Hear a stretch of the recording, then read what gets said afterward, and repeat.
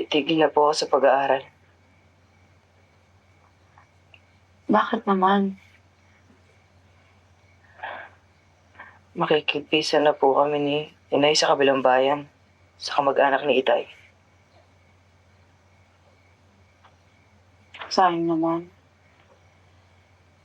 Ilang buwan na lang, graduate ka na.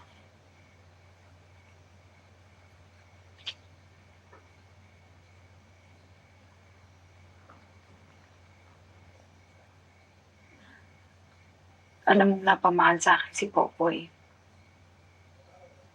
Kayo magkapatid. Lahat kayo.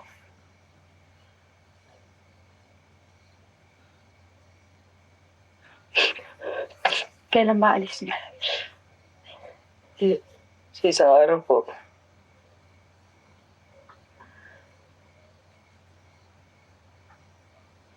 Baka naman